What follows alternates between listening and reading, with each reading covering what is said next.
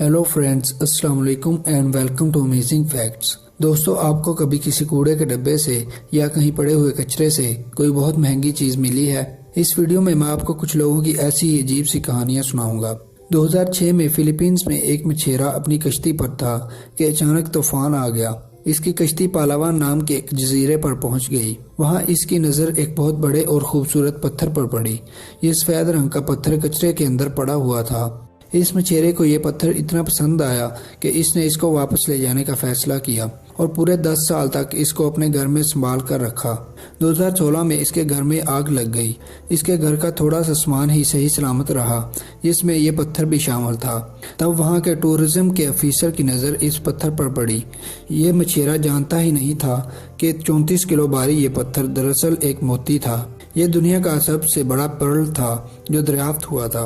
इसकी कीमत $100 मिलियन लगाई गई, यानी 1600 करोड़ रुपए से भी ज्यादा। जिस पत्थर को इस मछेरे ने कचरे से उठाकर 10 साल तक संभाल कर रखा, वो एक ऐसा मोती निकला जिसने इसकी जिंदगी बदल दी। 2007 में अमेरिका के शहर न्यूयॉर्क में एक औरत सड़क पर चल रही थी। इसका नाम एलिजाबेथ गिब्सन था। अचानक इसकी नज़र एक पेंटिंग पर पड़ी जो कचरे के डब्बे में पड़ी हुई थी। एलिजाबेथ को ये पेंटिंग बहुत पसंद आई। इसने इसको उठाया और अपने साथ घर ले आई। ये हैरान ज़रूर थी कि इतनी खूबसूरत पेंटिंग एक कूड़े के डब्बे में क्या कर रही है, और बाद में इसको पता चला कि ये एक बहुत ही मशहूर पेंटिंग है जो मैक्सिकन आर्टिस्ट रूफिनो तमायो ने बनाई थी। इस पेंटिंग का नाम थ्री पर्सिनोजेस था। इसे 1977 में किसी ने एक आर्ट गैलरी से चुराया था।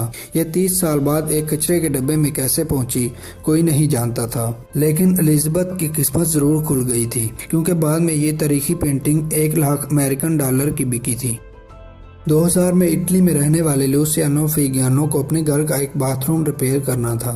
इसने अपने 2 बेटों के साथ मिलकर अपने इस बाथरूम के नीचे एक पाइप को निकालने का फैसला किया। लेकिन इसने जब इस पाइप को निकाला तो ये हैरान रह गया, क्योंकि इसके बाद के बिल्कुल नीचे एक अलग ही दुनिया मौजूद थी।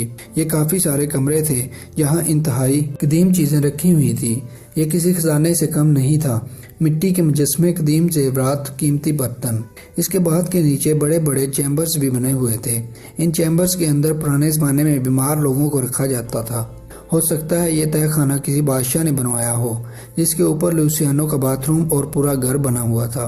लुसियानो ने इस जगह को एक म्यूजियम में तब्दील कर दिया था।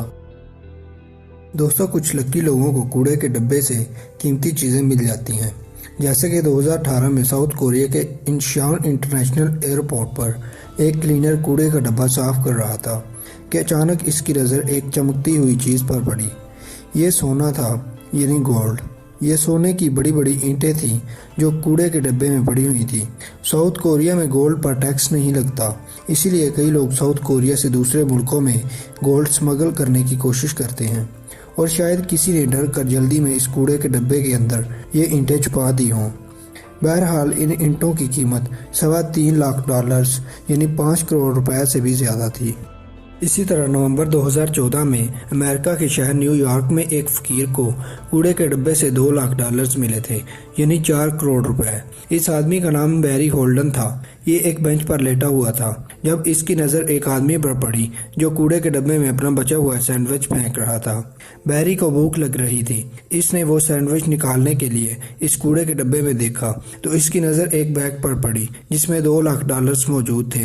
ये किस के थे कोई नहीं जानता था, लेकिन बैरी नाम के इस फकीर की किस्मत जरूर खुल गई थी। 2007 में अमेरिका की स्टॉक एक्सचेंज में एक बहुत बड़ा फ्रॉड हुआ था। हज़ारों लोगों को गलत मशवरे देकर इनकी इन्वेस्टमेंट को जानबूझकर डुबाया गया था। इस फ्रॉड का जिम्मेदार फेब्रस कोर नामी एक आदमी को ठहराया गया, लेकिन इसके पीछे कई और लोग भी शामिल थे।